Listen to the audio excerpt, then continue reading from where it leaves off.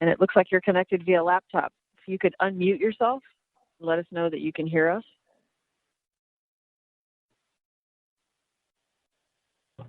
Can you hear me? Yes, I can. Hi. Okay, good. Good morning. Cool. Can you see the screen? Yes. Perfect. Thank you. Chairman Diller. Do we have the chairman yet? He just joined. Give him a second to. Okay, he's probably, yeah, he's probably trying to connect his audio. Hi there. Hey, Chairman, how are you? All right. I don't know if I'm getting a little bit of feedback when people speak. It could just be my phone and my connection. I don't know. Audrey, are you hearing that too a little bit? Yes. Hey, Nadine, Okay. Leanne, I'm going to mute now. Okay. Hi, Leanne. Hello. Again. Director Frega. Do we have Director Frega on the line? Oh, I just got a message that Director Frega is having trouble with his audio. We'll get IT to help you out with that.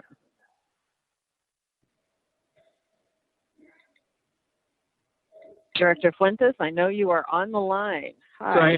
Yes, I am. Let us know that you can see the screen, please. Yes, I can. Awesome. Do we have Director Gaithing? I'm here. Great. Good morning. Are you able to see the screen? Yeah. Okay, great. I don't think Director Groven is joining us today, but I'll double check anyway, just to be sure. Director Groven, are you on the line? He will not be joining today. All right, that answers that. I think I saw Director Holt. Okay. Good morning. Good Hi, morning. Director Holt. How are you? I'm well. I hope the same for you. And I am connected by computer, and I can see the screen. Awesome. Thank you very much. Thank you.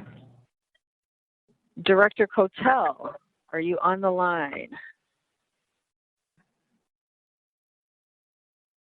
I do not see him yet. Okay. Director Lewis, I know that you're here somewhere. I am, and I'm connected by laptop for both audio and video. Perfect. Thank you. Director Payne. Hi, I'm on my laptop. I could see the presentation, and I'm using my phone for audio. Perfect. Thank you. Director Ross, we know you're on the line, but if you could verify one more time for us, that would be awesome. Yes, I am, and I'm connected by laptop also for both video and audio. Thank you. Last but certainly not least, Director Sagar.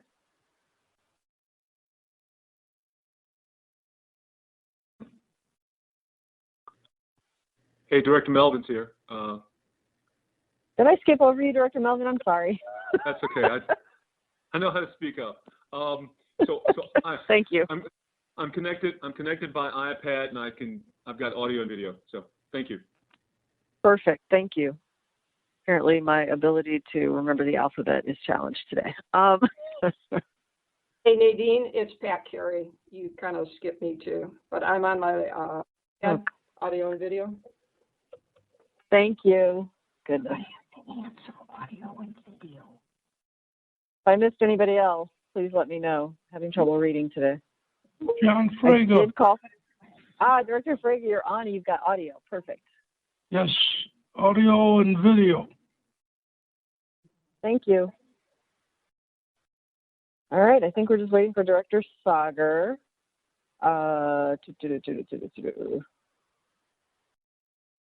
Director Cotel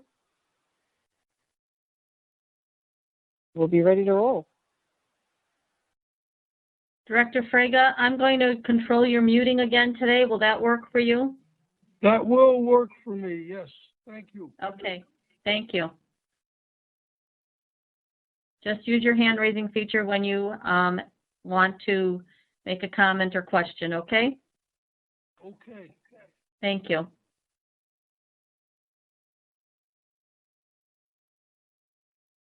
Director Sagar, can you acknowledge that we can hear you?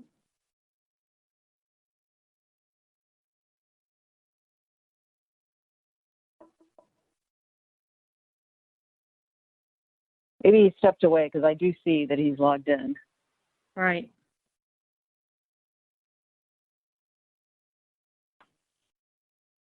And just as I know Nadine mentioned this to everyone, but when you have a question or a comment, please do raise your hand. I know it will take me a little while. There are multiple devices being used, so it will take me a little bit to scroll through, but I do promise that if your hand is raised with a question or comment, I will get to you. And please don't raise your hand for a motion or second until the chairman requests that, because it gets confusing. I don't know if your hand is up in advance because you still have a question, or if you're just trying to be the first one in to make a motion.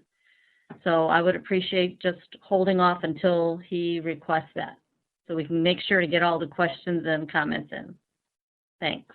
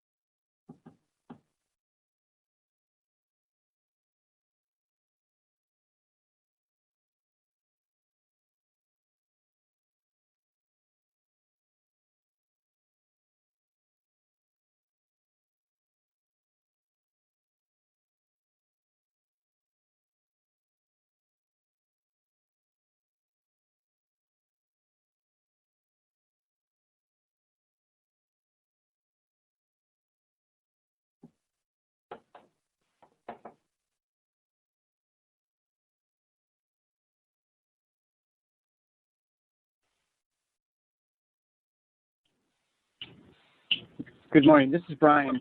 Can you hear me? Yes, we can. Hi, how are you? Fine, thank you. I couldn't get the audio to my iPad, so I'm just using a phone connection. Okay, that's cool. So you're calling user 4, at least on my screen. All right.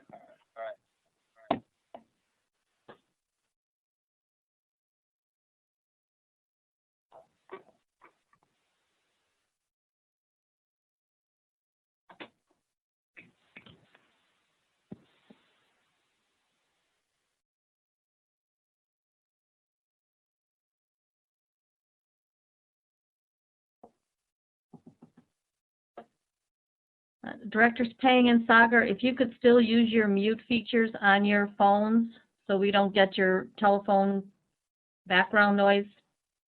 Thank you.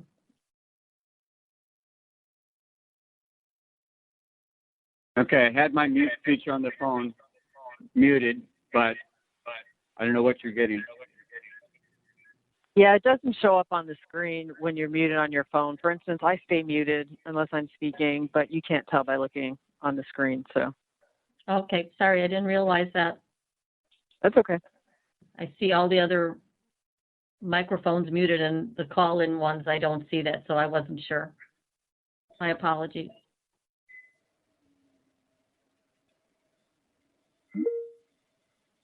I see Director Cotel has joined. Hi, Director Cotel. Can you confirm that you can see the screen? Yes, I see the screen. Everything's fine. Awesome. Thank you. Good morning. Good morning. Good morning.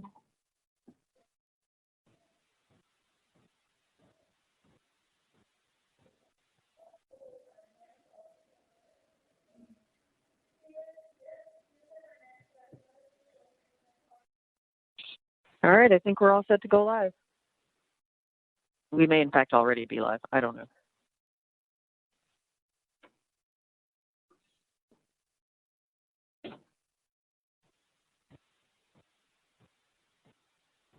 All right, Madam Secretary, I think the hour of 9 has arrived.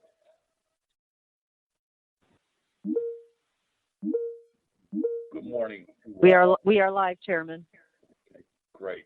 Good morning to all attending the RTA's virtual meeting of the Board of Directors. Please turn off or close your computer cameras.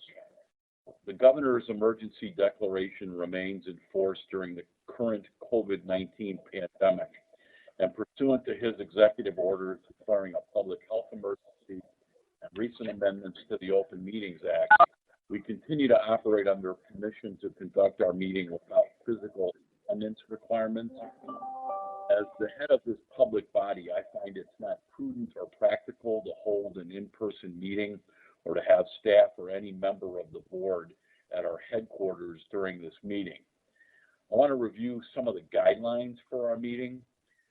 Keep your audio on mute as much as possible in order to minimize background noise, which may impede the recording. When you have a question or comment, please raise your virtual hand. Audrey, the board secretary, will call on board members who have raised their hands one at a time.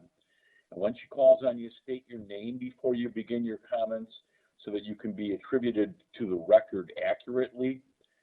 When we get to voting, please raise your hand to make a motion or a second. Audrey will identify who is making that motion and second for our record. Any questions at this time?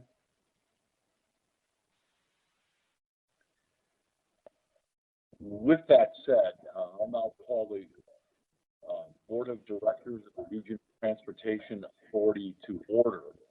And I will recite the Pledge of Allegiance as we normally do.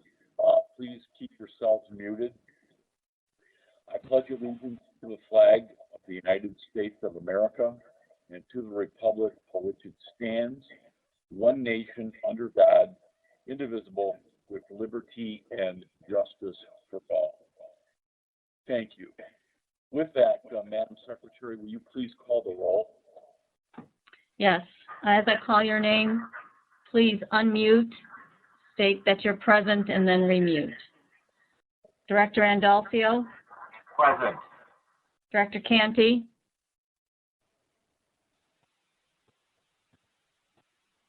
Director Canty? Director Carey? Present. Director Colson? Present. Director Frega? Present. Director Fuentes? Present. Director Gadding? Present. Director Groven? Director Holt? Present. Director Cotel? Here. Director Lewis? Here. Director Melvin? Present. Director Pang? Here. Director Ross? Present. Director Sauger? Here. Chairman Bullard? Present. 15 present with 1 absent. Great. Thank you for your excellent attendance as always, board. As we move along, we'll get to item 3A. That's the approval of the minutes from the meeting held just recently on August 20th of 2020. Are there any comments or corrections to these minutes? If not, I see no hands. Great. If not, can I have a motion and a second to approve these minutes as submitted? Director Andolfio moves, and Director Melvin seconds. Great, thank you. A roll call is required, and the secretary is going to take the roll, and I'll ask her to do so, and it'll give us a baseline roll call. Go ahead, Director Andolfio? Here. Director Canty? Yes. Director Carey? Aye. Director Colson? Aye. Director Frega? Aye. Director Fuentes? Aye. Director Gadding? Yes. Director Holt? Yes. Director Cotel? Aye. Director Lewis? Aye. Director Melvin? Yes. Director Pang? Yes. Director Ross?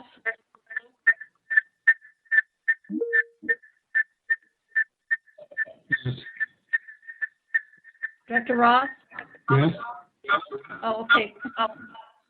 Director Dillard, Director Sager, Yes. Chairman Dillard, Yes. 15 ayes and 1 absent. Great, thank you. And minutes are so approved. Item 4 is the public comment segment of the meeting.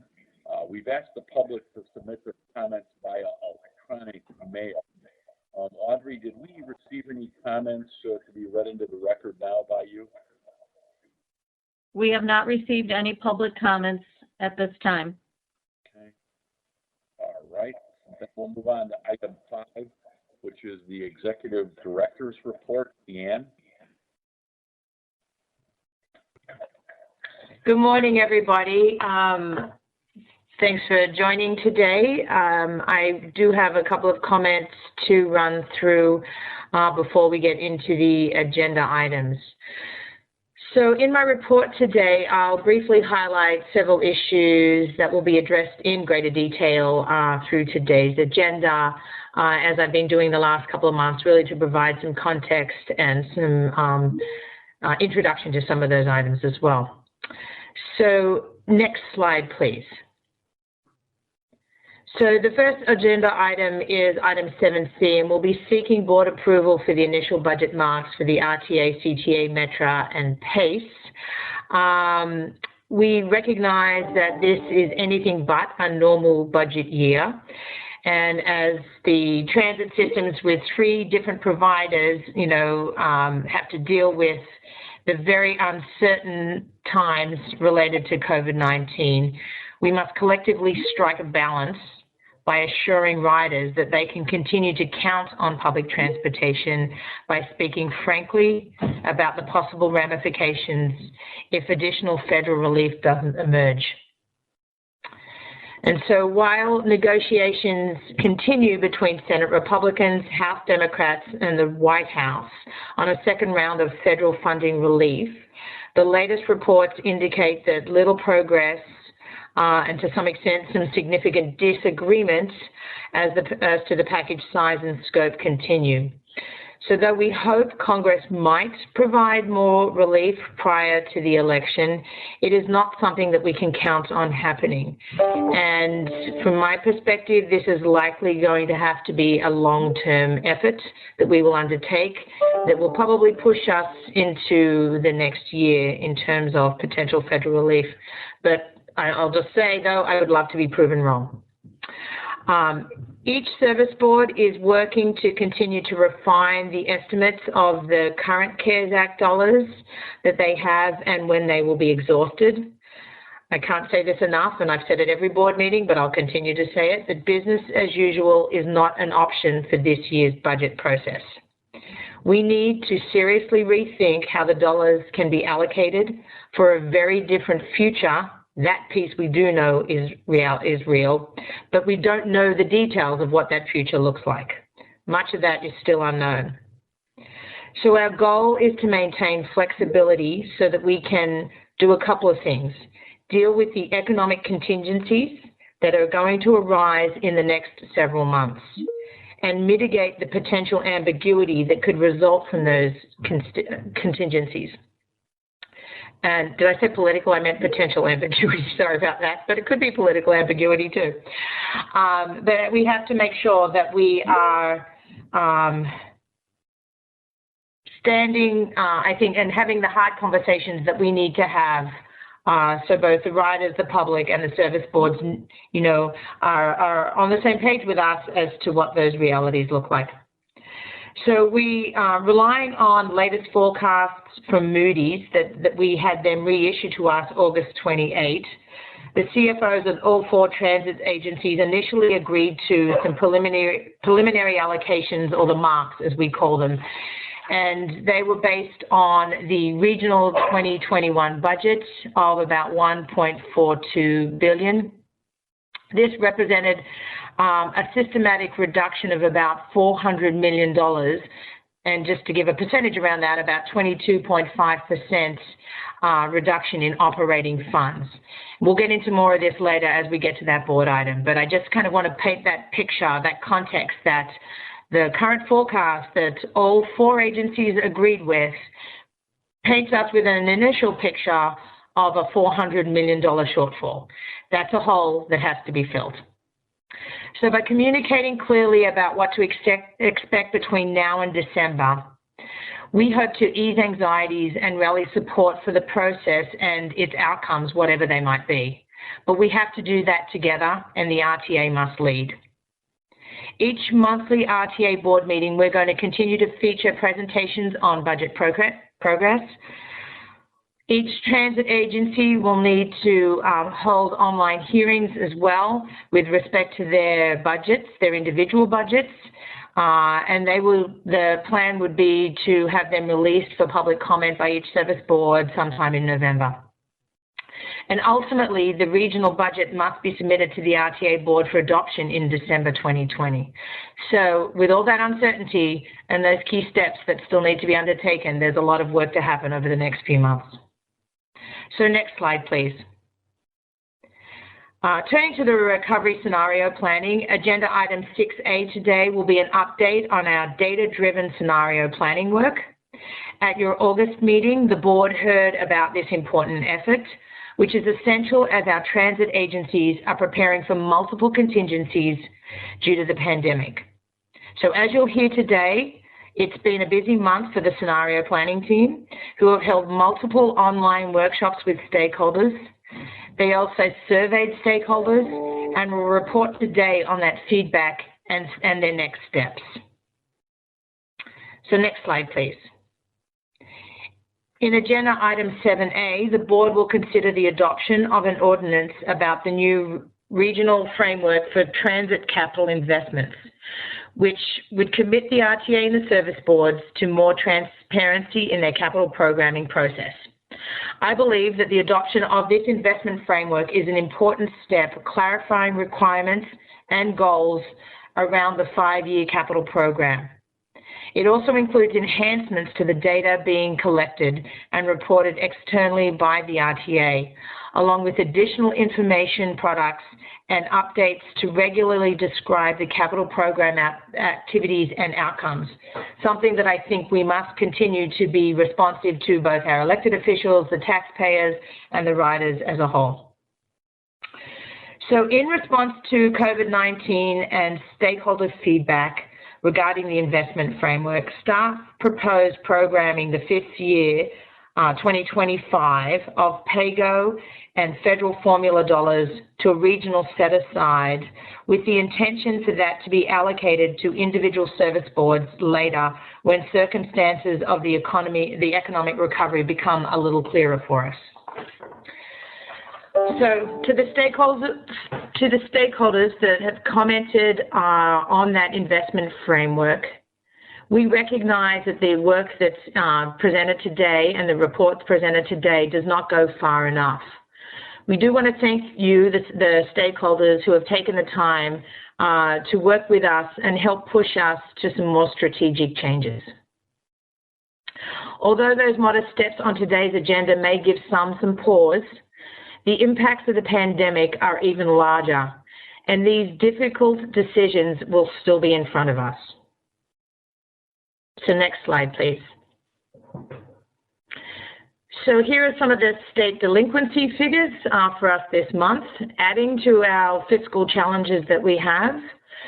Through the end of August, the state owes the RTA $237.3 million in the combination of debt service and the sales tax match.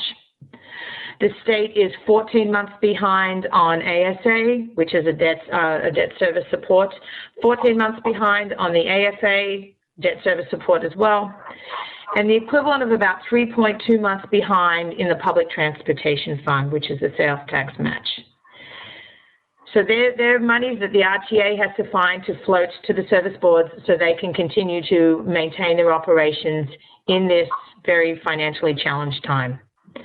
The year-to-date cost of that short-term debt is $3.7 million to date, just out of the RTA's coffers. And finally, as discussed in the August board agenda, Today, in agenda item 7B, staff will request approval of an amendment for an additional $13.1 million needed by PACE ADA Paratransit for an amendment for their 2020 operations. Mr. Chairman, that concludes my report. I'd be happy to answer any questions. Thank you. Are there any questions for Leanne? Director Melvin has his hand raised.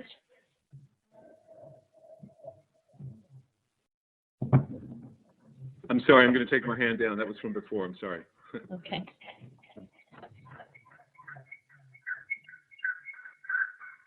I see no hands. Okay. Other than Director Melvin's. Right. Well, I want to second Leanne's remarks. We're at an undeniably critical juncture regarding the future of financial health in our transit system. It's more important than ever for this board to be fully informed and engaged. And you're all going to have to roll up your sleeves as you usually do.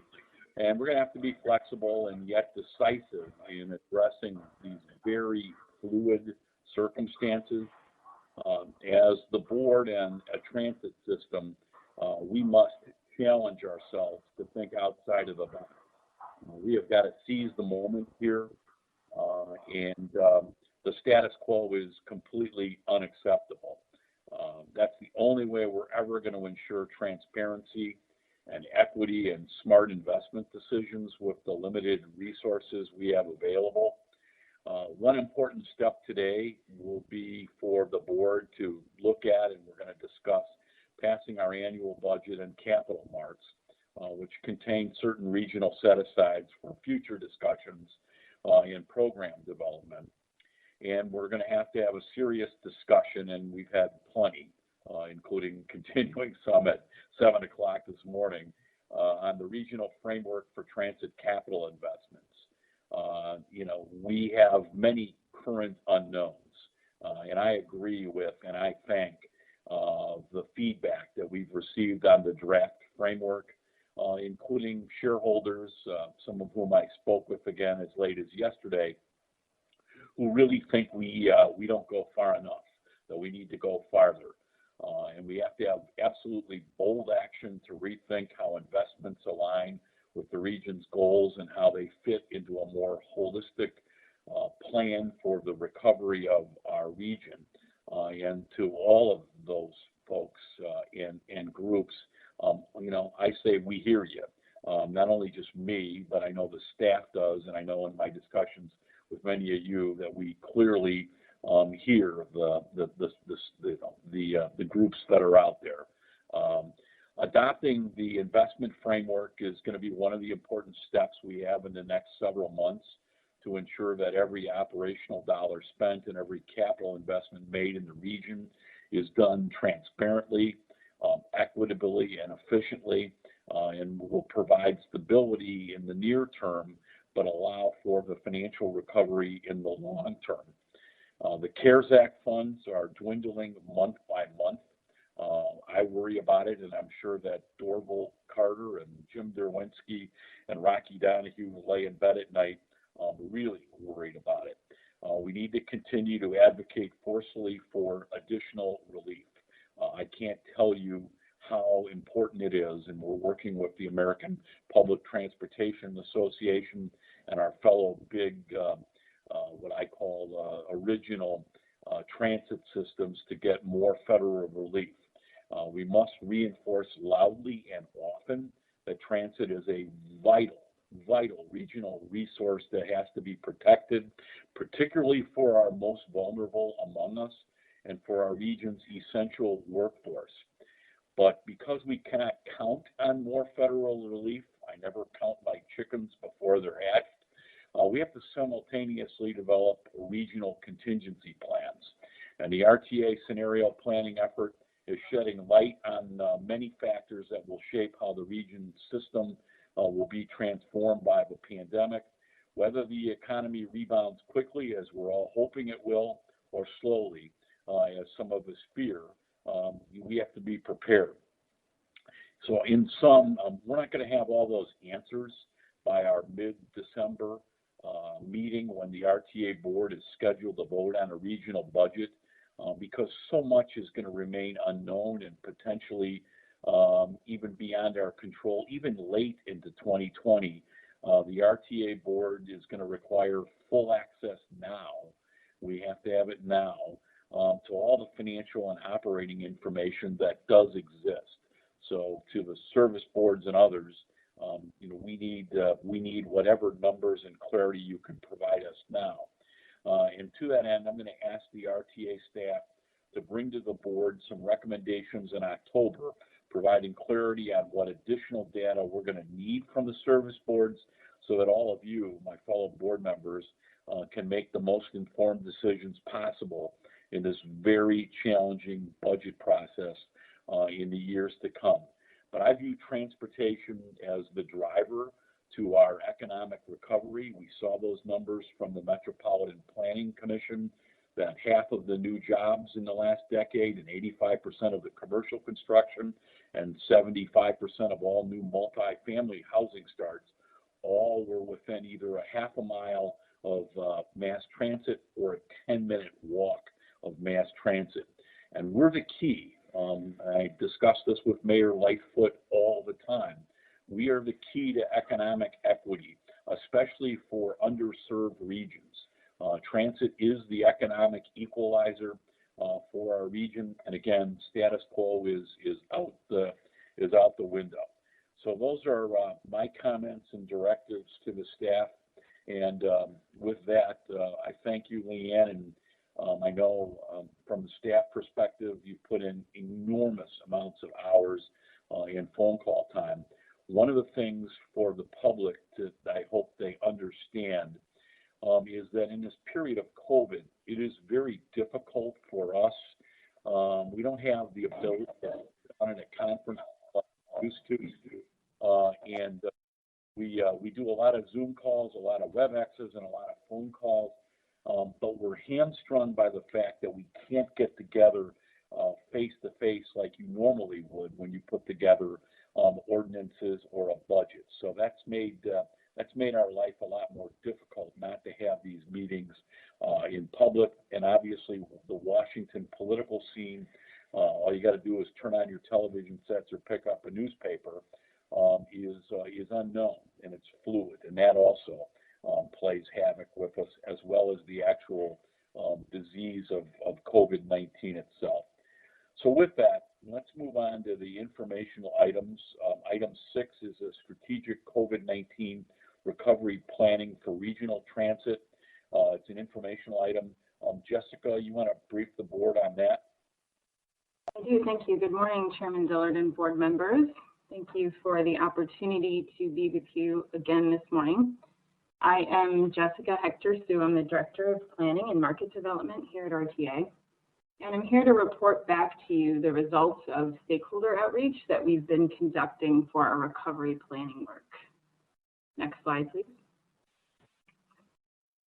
So at the board meeting in August, I briefed you on our scenario planning project that looks 1 to 2 years ahead at potential futures for transit. And in this project, we explore several different scenarios and their impacts on the economy and how transit funding will be impacted, on commuting and how transit volumes will be affected if more people are working from home, and on transit mode choice and how transit use will change for people who do commute. We estimate the impact of each of these scenarios on transit funding relative to 2019. Next slide. And we focused our conversation in August on 3 of the scenarios. These scenarios represent 2 extremes and 1 in the middle. The stalled economy scenario on the left is the one in which the economy is failing and people aren't moving, and it's on the more pessimistic side. The regional remix scenario on the right is the one in which the economy rebounds and many people are riding transit again, and that's on the more optimistic side. The one in the middle is the congested recovery scenario, in which the economy rebounds, but people are driving more. So 2 of them will occur without any action on our part, that stalled economy and the congested recovery. They would also result in less funding for transit by our estimates. The regional remix scenario on the right, that one requires some policy action, but it does provide sufficient funding for transit. And this is more of the scenario that we want to aspire to. We're not assuming in any scenario that things will return to the way that they were in 2019. So we asked for your thoughts in August, and many of you encouraged us to be bold about the future of transit. And moving to the next slide, we spent the last couple of weeks since then engaging stakeholders in a very similar discussion.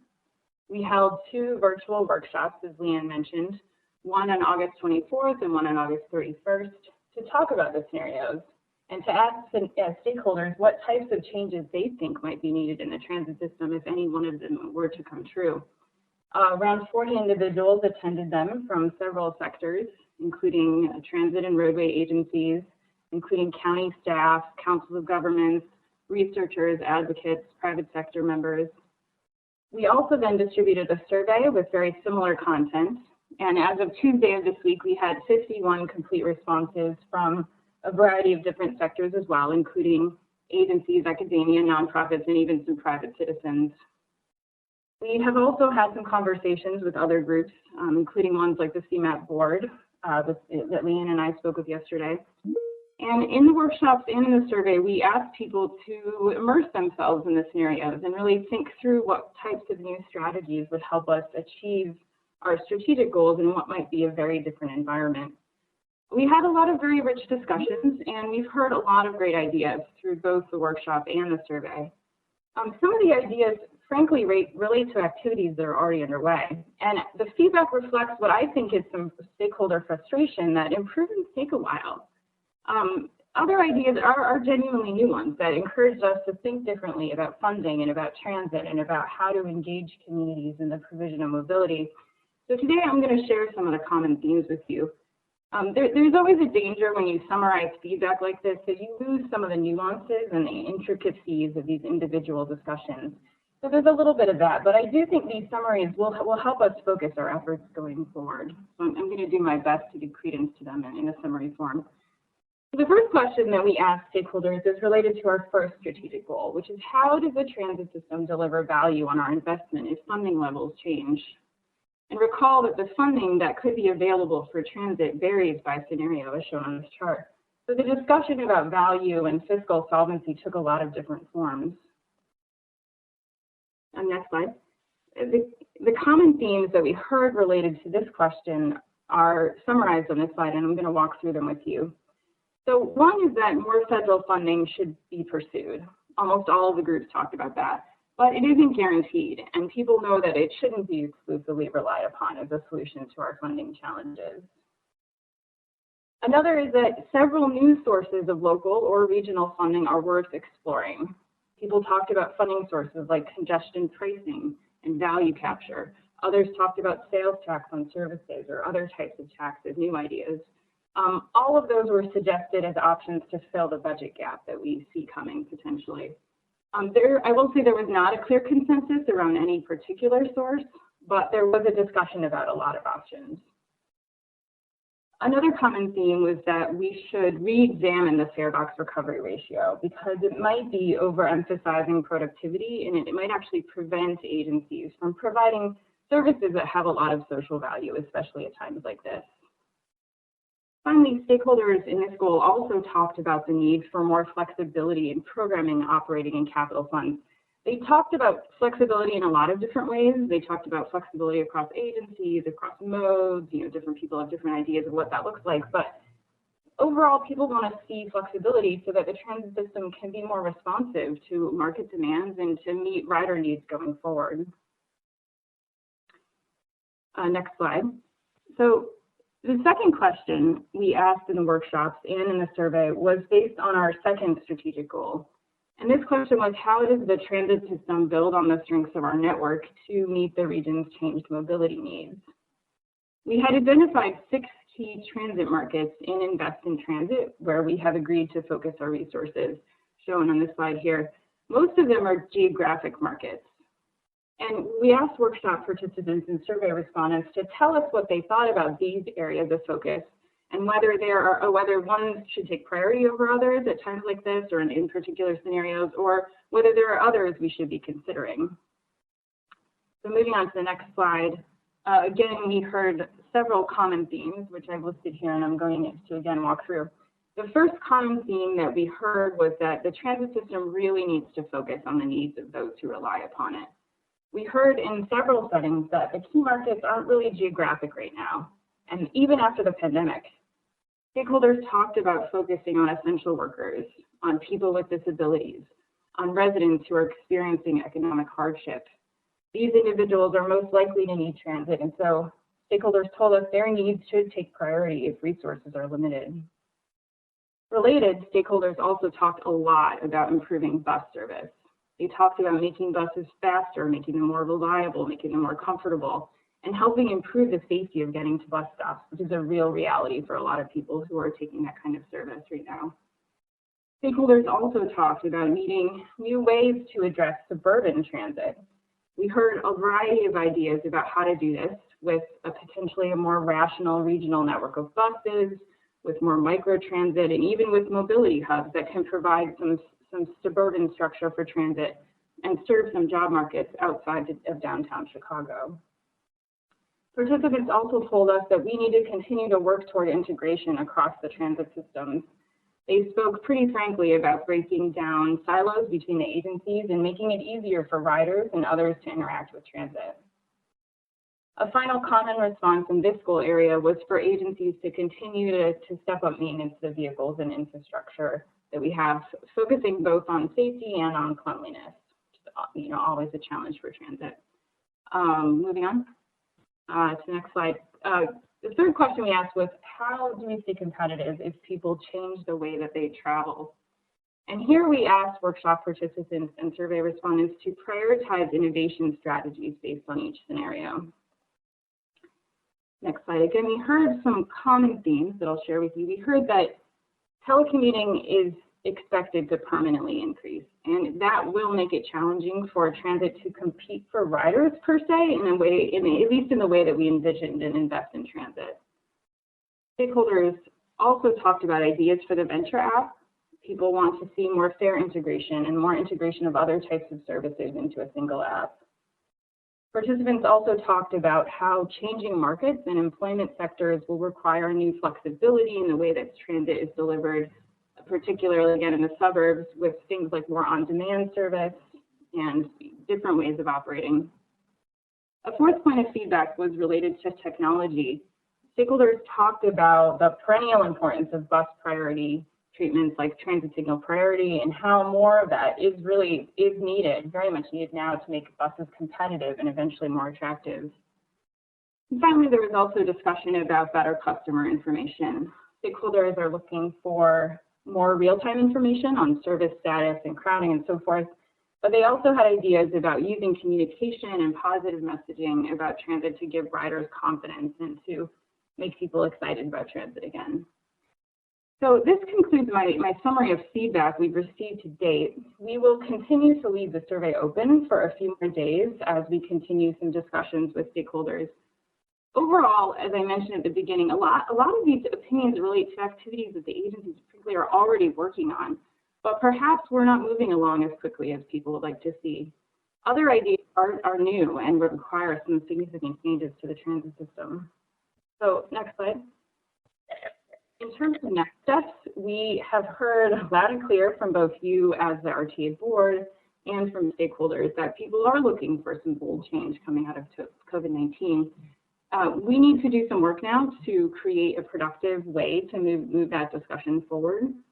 So meanwhile, we will use these conversations and the feedback from them to support the budget process, as you'll be discussing in later agenda items. We are also going to shape our own work plan for next year around recovery. Again, more to come on that later in the fall. And then finally, we'll continue to talk to you about what the next generation of transit structural improvements should look like. This is a challenging time, but addressing challenges like this is frankly what I think the RTA was designed to do and what it's been doing in crisis since it was formed. So we're kind of at one of those pivot points again now, and clearly we have some critical questions to answer about funding and service in order to keep transit successful going forward. So more to come. Thank you again for your time, and I'd be happy to answer any questions. Thanks, Jessica. Any questions from the board or comments? I'm not seeing any hands. Oh, sorry, Director Melvin. Unmute. Can you hear me now? Yes. Okay, great. Thank you, Jessica. That was very, very interesting. And I want to say I've read a number of the comments from the civic groups, and it's interesting because it's passionate, it's creative, it's innovative, and some of it's concerning, but some of it's quite exciting. Are you hearing much from the business community about their plans, both in the city, in the loop, and around the region? Are they much involved in commenting, please? Thank you. Sure. So we did include members of the business community in our invitation, and we had some engagement from folks who liaison with businesses. So we are hearing a bit from them, but we're also engaged in recovery efforts that CDOT's leading, and the chamber is very much involved in that. So I think last board meeting we shared some feedback that we got from a chamber survey about what the larger companies in the loop are doing in terms of bringing people back to the office in general and to transit use in as well. So we are getting feedback from them through those means, but that's something that we continue to work towards because we do know that that will determine a lot of the future for transit in terms of regular commuters. Yeah, and I know it's a moving target too, so thank you. Yeah.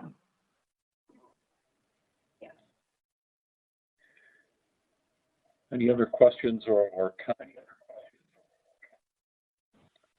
If not, I see no other hands. thank you, Madam Secretary. Let's go on to 6B, which is the report on our monthly financial results by B. Good morning, Mr. Chairman and members of the board. Today I will cover the year-to-date financial results through July 2020. Keep in mind that the results are being compared to the amended 2020 budget, which was adopted at last month's board meeting. With the July results, we have begun to see some divergence from the amended budget, mostly in a favorable direction. Next slide, please. System ridership through July was almost 50% below prior year, but 1.7% higher than the amended budget. CTA and PACE reported favorable results, while Metro was unfavorable by 3.3%, as July commuter rail ridership was still only about 10% of normal levels. ADA paratransit ridership was favorable to budget by 9.7% through July, which is highlighted in light blue. Next slide, please. Looking at operating revenue, total operating revenue of $633.9 million was $13.8 million, or 2.1% unfavorable to budget. PACE Suburban Service reported a favorable variance of 5% due to favorable ridership, highlighted in light blue. Metro and ADA Paratransit both reported operating revenue shortfalls in excess of 3%. The service boards included in their operating revenue $292 million of CARES Act funding requisitioned for fare revenue losses through July, which was authorized by the May funding amendment adopted by this board. Next slide, please. Now looking at public funding. Continuing the trend that we've seen the last couple of months, sales tax performance has been better than expected, which we'll ask you to address in the 2020 funding amendment later this meeting. June sales tax receipts are projected to come in less than 10% below 2019, which is some welcome news. The real estate transfer tax also outperformed the amended budget through July and contributed to CTA's favorable variance of 10.8%. We've also seen strong funding results of 22.8 favorable at PACE Suburban Service. Metro's total public funding finished slightly unfavorable to budget due to the timing of CARES Act requisitions. ADA paratransit funding was adjusted to the level contained in the May funding amendment, beginning with June's payment to PACE, resulting in a 0 year-to-date variance. Total regional public funding through July is expected to surpass budget by $66.9 million, or 7.7%, which is highlighted in light blue. Next slide, please. Looking at operating expenses, System-wide operating expenses through July were $37.7 million, or 2.3% favorable to budget. CTA's expenses stayed close to budget. In July, as CTA continues to operate a full schedule.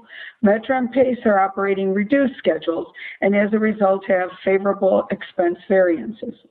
ADA paratransit expense finished 5.6% unfavorable to budget due to the extension of COVID-19 mitigation efforts and recovering ridership.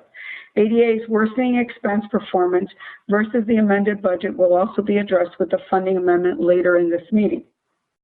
Next slide, please. So looking at the net results, the system net result through July was $90.8 million favorable to budget due to improved public funding and good expense performance. Due to ADA's paratransit unfavorable expense performance, their net result finished $5.9 million unfavorable to budget, highlighted in red, another indication that additional funding is required for 2020. Next slide, please.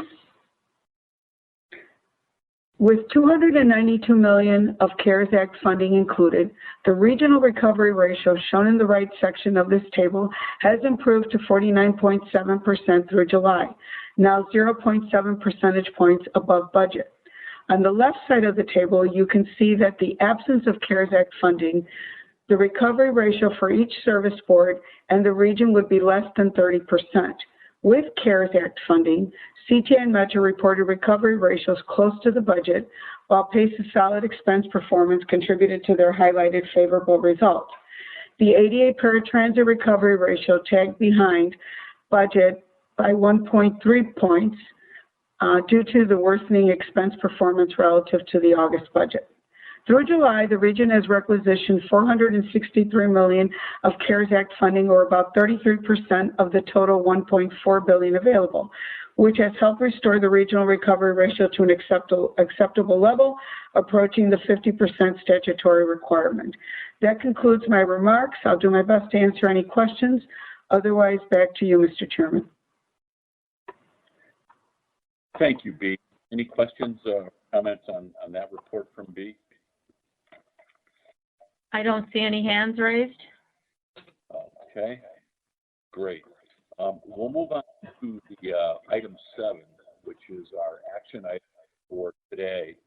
And let's begin with 7A, which is an ordinance approving the framework for transit capital investments. Jill's going to make this presentation to the board, and I'm sure we'll have robust discussion after it. Jill? Good morning. Thank you, Mr. Chairman. In July, I presented an overview of the draft framework for transit capital investments. Following a 45-day comment period, 4 comments were received and were distributed as part of your board materials. Today, I'm seeking your approval of the proposed ordinance that includes the framework as well as changes to the allocation of the 2025 state PAYGO and federal formula funds. I'll briefly walk the board through how we got to this point, summarize the comments we received, and our recommendations to move forward. As we heard already today from Leanne and Jessica, this is not a normal year, and we are working to address the impacts of COVID-19 on the transit system and work towards planning for recovery. We know that business as usual is not an option, so we need to rethink how dollars can be allocated for a very different future that is still unknown. By adopting this ordinance, the board will help us move forward in gaining more information to assess and communicate the capital program, while we simultaneously continue our efforts to allocate funding in a more transparent and performance-based manner. Next slide. In December 2019, the RTA board passed a budget ordinance that included language requiring that a new performance-based capital allocation process committee be commissioned to develop more rigorous communications and reporting around the regional transit capital program. Staff began this work in January in collaboration with counterparts at the CTA, Metro, and PACE, not knowing what the future would hold. The pandemic has presented many challenges to the transit agencies throughout this year, but we held to the original deadline, knowing that having a solid investment framework is even more crucial so the RTA and service boards can continue to advocate in a unified manner for funding to support the region's transit system. Next slide. At the end of the 6-month process, the committee presented an investment framework intended to improve communications and increase the transparency of how capital projects are selected and how they contribute to the goals of Invest in Transit. The new framework identifies the need to communicate the goals, the process, and the outcomes of the capital program in a transparent, engaging way going forward. It talks about clarifying the linkages between capital projects and the regional goals so that our stakeholders understand the impact of the program. And it identifies 3 specific changes this year that will help to move forward with these commitments. First, we will be clarifying how the capital program helps achieve our core requirements and strategic goals from Invest in Transit. Second, we will be improving data collection efforts so that we can communicate more detail on project status to our stakeholders. Third, we will be enhancing our information products and updates throughout the budget year so that people who'd like to engage with the process are aware of what is going on and can do so. The framework is presented as a step toward improvement. Following the board presentation in July, the document was released for public comment. Next slide. As I mentioned, we received 4 comments to the document that I will briefly summarize. The Village of Orland Park provided several comments suggesting that the RTA respond to the COVID-19 pandemic by leading new studies of the transit system to help meet the needs of commuters and businesses located in suburban job clusters and along corridors. The village also suggested standardizing capital grant programs and offering assistance to communities with greater need, as well as putting greater focus on project implementation and construction. Next slide. The Chicago Metropolitan Agency for Planning, or CMAP, submitted a letter to acknowledge that the framework is a first step toward clarifying the Transit Capital Program development process and to encourage the RTA to go further with a data-driven approach. CMAP also made specific suggestions about connecting programming to performance measures, shifting from fixed formulas in capital programming, and extending the framework's program-level transparency to the project level. Next slide. Several organizations listed here submitted a co-signed letter that expresses concern with the framework's support of existing processes and calls for bold investment strategies and recommendations. The letter highlights urgent challenges facing the region and asks the RTA to start over and create a transit investment strategy that will better meet the needs of riders, address revenue shortfalls, and make challenging decisions during this time. Next slide. And finally, another letter co-signed by a different, somewhat overlapping set of organizations also listed here expressed disappointment in the lack of substantive changes to the current capital allocation formulas and project selection processes.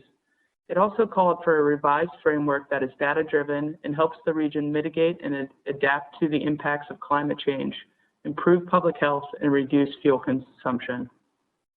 Next slide. Based on the document that was drafted and the comments that we received, we are recommending that the board approve an ordinance that includes 2 components. The 2-part recommendation will allow the service boards to continue their current robust capital construction programs with certainty in the near term, while also acknowledging the need for change as is noted by the advocacy community.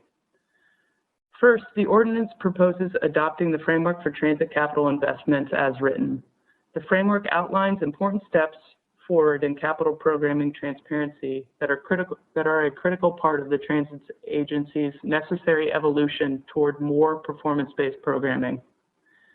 The second component of the recommended ordinance includes programming the 2025 PAYGO and federal formula capital funds in a regional set-aside allocated to the RTA until such time as a new process for allocating these funds can be established. This would mean that the 2025 funds will not be programmed to the individual service boards, but instead they will be allocated as a regional set-aside. This is important so the funds would be allocated in the future when more holistic plans for recovery have been evaluated, discussed, and endorsed by the RTA board. As I stated in July, we think that this will be an ongoing process of improvements in future years, and we believe that this 2-part ordinance will help us move forward toward providing transparent transit capital investments. I'm happy to try and answer any questions, and we are seeking your approval of this ordinance today. Thank you, Mr. Chairman and the board. Thank you, Joe, and to the staff. I know this is, it's incredible how much work goes into a document like this. I certainly thank you for input and your recommendations to the board. What comments or questions does the board have? I see Director Canty has her hand raised. If you would lower your hand and unmute, please. I wanted to echo your thoughts, Chairman Dillard, thanking the staff and everyone who responded with comment to this framework. I'm glad to see that we're looking forward and starting the heavy duty of shifting the way that we view transit in the area.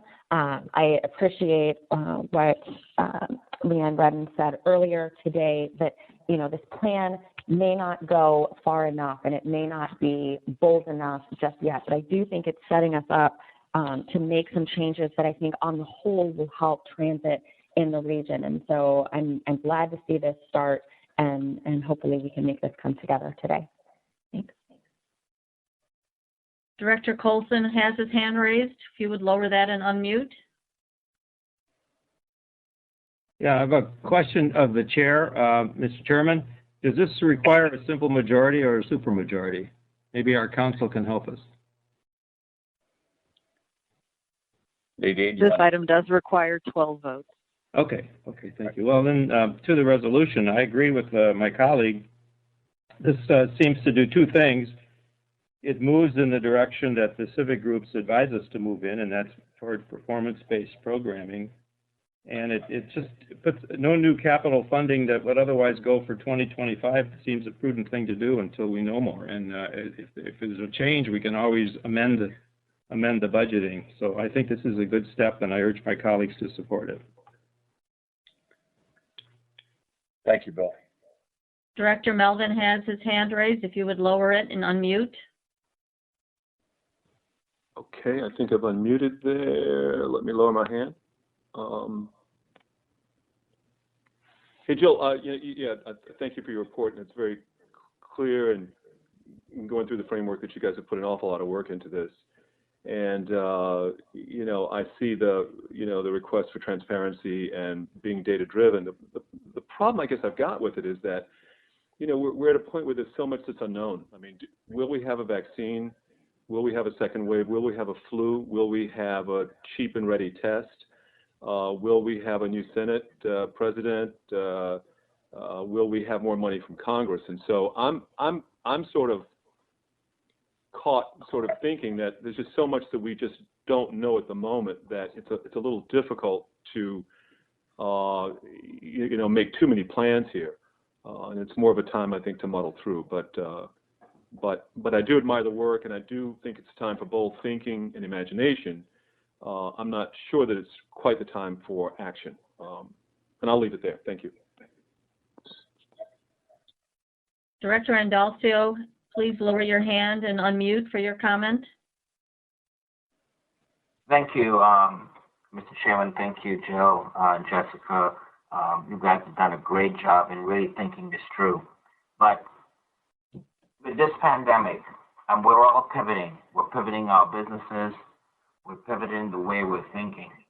And as we move forward in approving this framework, I would like to reflect on some of my previous inquiries. It is obvious that the service boards are having historical changes that certainly would affect the economics of CTA, Metro, and PACE. No doubt there has been an environmental economic impact. That has caused great challenges for all, but we must be cognizant of the fact that the world has changed, process has changed. I want to make sure in our calculations today and our calculations for the future, as so described, those ratios are equitable for all of the service boards. And I also would like to make sure, and I've stated before, that the capital money is well spent by all service boards. We must take into consideration performance business allocation of funding in the past may not be a fair quantifier for today's pandemic environment. Representing DuPage County, it's my fiduciary duty to make sure funding and allocation is fair to the suburbs. I also want to make sure that the service boards have operated well in the past and managed their capital allocation responsibility are not punished with today's environmental and structural or restructuring of allocation funding as previously stated. And last but not least, I would like to make sure, I know in this pandemic that that the service boards, the contracts for smaller firms are unbundled, MBEs, WBs, DBEs, you know, to have a fair and equal opportunity in these pandemic times. And I'd also like to make sure that we're all the service boards are undertaking for diversity and inclusion, and more importantly, even with the reduction of contracts, with reduction delays of work, that those percentages for DBEs maintain on the particular contracts they do have. And those are my comments, but I also want to comment that I know that the staff at RTA has done an incredible job listening to all of the civic leaders and all of the stakeholders, and have done an excellent job in trying to amend and to make, to answer all questions and concerns. And that's my report on this. Thank you. Director Ross, if you would lower your hand and unmute for your comment. Thank you. I want to echo some of the things that have already been said with respect to this framework, but I think it is essential that we put it in place now. My original hope was that it would have been stronger than it is, but having been an administrator for many years, I understand that there are steps that you take to reach a final result, and to me this is a good first step. I think as evidence of the importance of this framework, all we have to do is harken back to the report that we were given under item 6. I think many of the findings from those surveys support the things that have been outlined by our civic partners as essential steps to creating a good framework. And I think the staff recognizes that. So my hope would be that we would adopt this framework with some instruction to the staff, that they would report back to us even on a monthly basis as to things that we can do to strengthen it as we move forward. I believe that not approving it at this time is in a sense just kicking the can down the road at a time when we can't afford to do that. Thank you. Director Holt, if you would lower your hand and unmute. Thank you, Audrey. And I want to start by echoing my fellow directors and saying thank you to the staff for all the hard work that's gone into this plan. I think for me, given the fact that this framework planning and the work really started before the impact of the pandemic and the attendant closures of businesses as well as governments over the last couple of months, it feels to me that it's premature for us to be adopting this framework plan, that it doesn't really reflect where we are today. And of course, as I said, that makes sense because of when the planning was started. And that the scenario planning work that's happening, I think needs to happen first. And that work needs to be completed. We need to think about what the realities are of the future of public transit and what's going to happen with public transit. And then we'll be in a position to build a framework plan off that information. And I would recommend that we take that process, again, the real focus on the scenario planning, and then moving with that information towards a revised framework plan. Director Pang, I see your hand raised. If you would lower that and proceed. Yes, I too echo all the hard work and was an early adopter of this transparency in the framework. I do feel that this letter, I think, from the civics came in at the end of August. When I sent it over to talk to Dorval, that was the first time he saw it, was in early September. I personally think we need some more time to really understand what the framework should be, what it means to us, and particularly so much has been going on with the service board on safety and recovery and working with Congress, that I don't feel that we've had enough conversations with the service boards also to get the framework right. And, you know, there are details here that we need to think through so that we can be transparent and on our capital, but also nimble. We don't really know what's ahead of us. I mean, we know that there's a big hole, but we don't know how deep it's going to go. And I personally think we need some more working groups, I mean, my original thought was that we might get a few directors together, obviously within the framework, within the laws of the Open Meeting Act, to really talk this through and then talk it through with the service boards. That's it. Okay, does anybody else have any comments before I return it to the chairman? Oops, Director Carey, you can lower your hand and proceed. Thank you. And I'll echo, thank you, Joe, for the presentation, and thank you to all the staff, Leanne and everybody, for the work they've done on this. I support it as is. I've had a number of conversations with Leanne and with others, and I don't see, a couple comments have been made that there's so much that's unknown, that this started before the COVID hit us. But I don't see anything in this that would make me think that that's a reason not to do it. Yes, there is, you know, we've all acknowledged that we don't know what's down the road, that the landscape has changed, the face of transit has changed, you know, across our region, across the country, and we don't know how it's going to shake out. And to me, that is an argument for us to do something, to be open to change. I do agree, there were some comments made, this doesn't go far enough, and I agree with that. We need to go further to, in the best of times, we should be data-driven, we should have performance metrics, and we should be responding to those, and we should work, as Chairman Dillard said, to align our investments with region goals.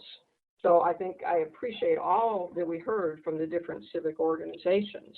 But when push comes to shove, I mean, it's our job as the RTA to provide leadership in this region on what's going on with transit. I don't see anything in the framework as it stands. I think it's a great first start. I don't see anything in it that more time. We're not going to know what it's going to look like in another month. We're not going to know in possibly 2 months where we're going to be a year from now. So I think if we don't start incrementally, you know, opening ourselves up to change, I think we're, you know, as someone said, I don't recall who, kicking the can down the road and abdicating our position of leadership a bit. So I would urge us to support this and move forward. Thank you. Director Fuentes, if you would lower your hand and proceed. Thank you. I'm sort of in the camp, however, of waiting. I think the work has been done is great, but I still think there's a lot, you know, we need time to evaluate all the responses, and there's still a lot of funding questions that aren't available. I'd rather wait than try to pass something and then amend it in the future. So my position is sort of to wait on this. That's all I have. Thank you. This is Brian.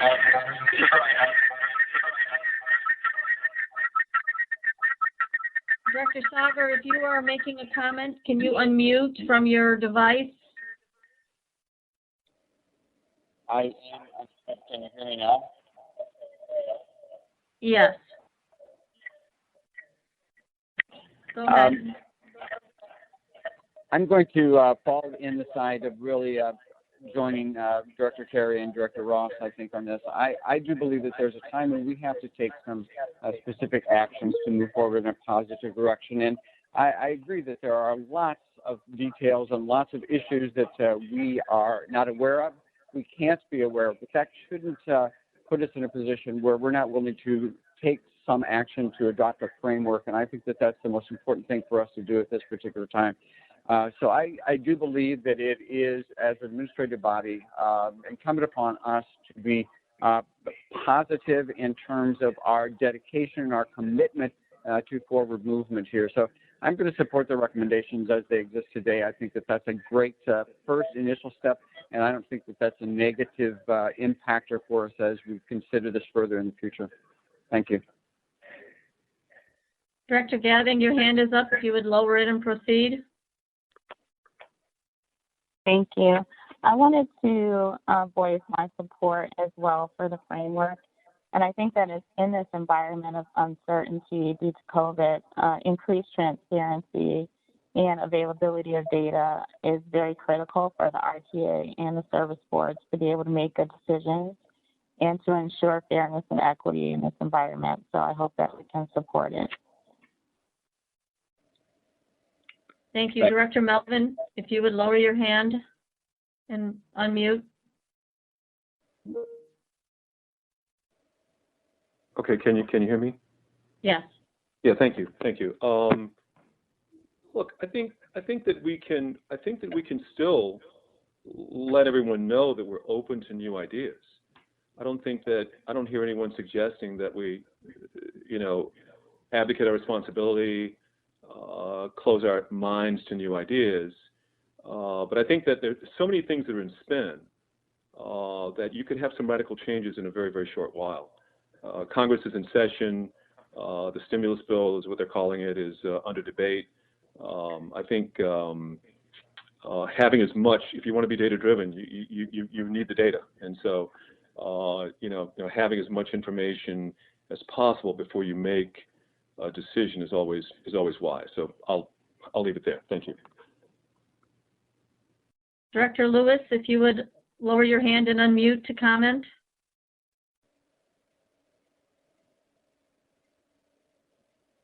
Unmute.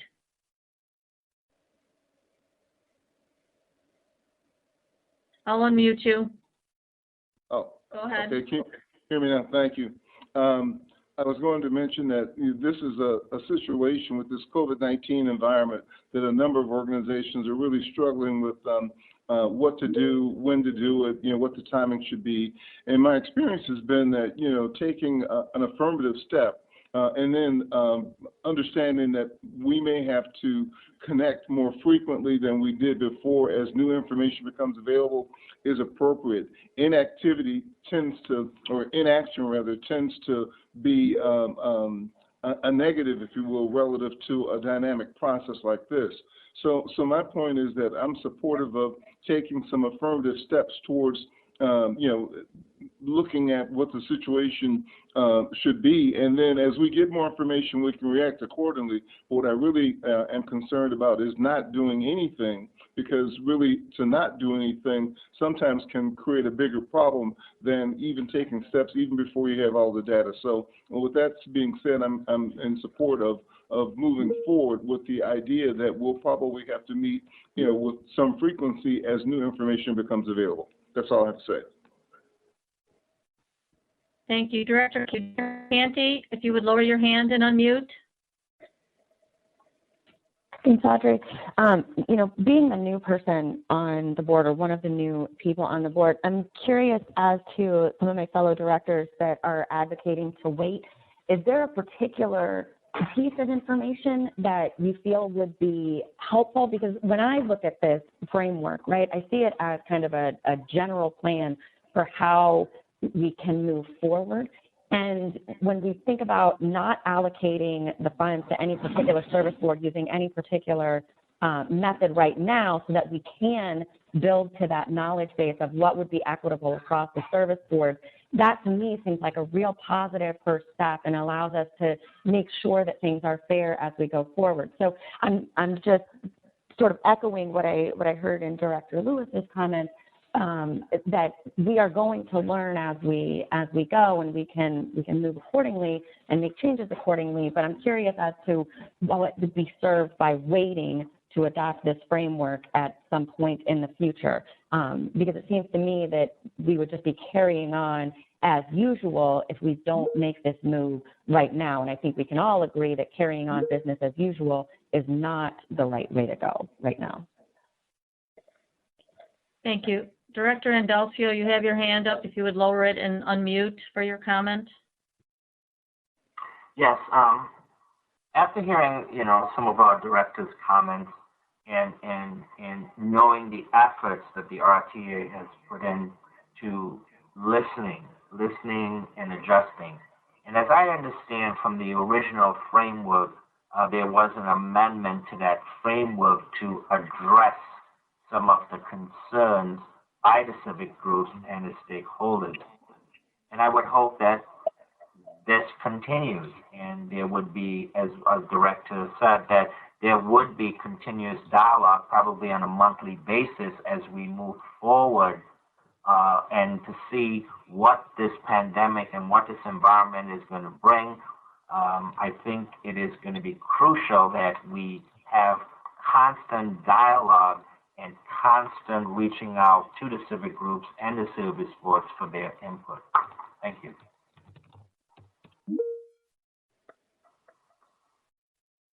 Okay. I don't see, Director Holt, if you would lower your hand, thank you. Great, thank you. I just would like to address the comment that was made about what's missing. I think it's a much broader conceptual issue that I have concerns with.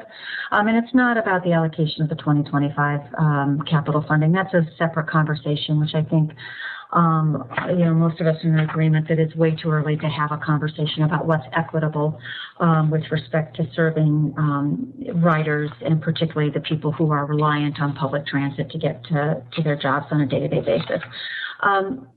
For me, it is the fact that the plan itself doesn't think about or reflect the situation that we're in. It is very much business as usual, and we're no longer in a business as usual situation. And that the place to start is from a place of reflecting, of recognizing that and knowing that we're in a changed environment, as opposed to starting from the place of business as usual and then how we move forward. And for me, the concern I have is that we're doing all this work around scenario planning, and that's really the place we need to start to understand what the future looks like. And I don't see how we can build a framework plan without understanding what the possibilities are for the future and for the future of public transit.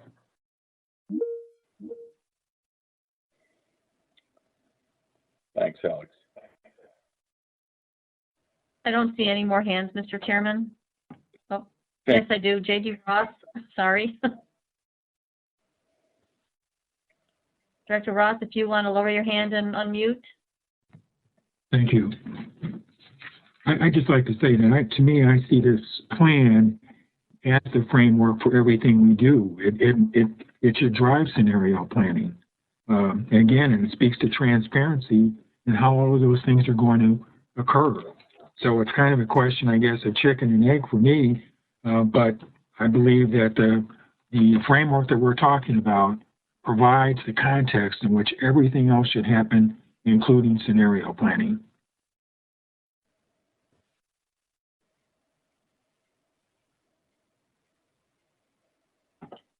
Okay, I see no other hands raised for comments. Let me just take a quick scroll again here. Okay, Mr. Chairman, it's back to you. Okay, thank you, and thank you to everybody, including the staff. It's clear to me that if we really wanted to, we could pass today.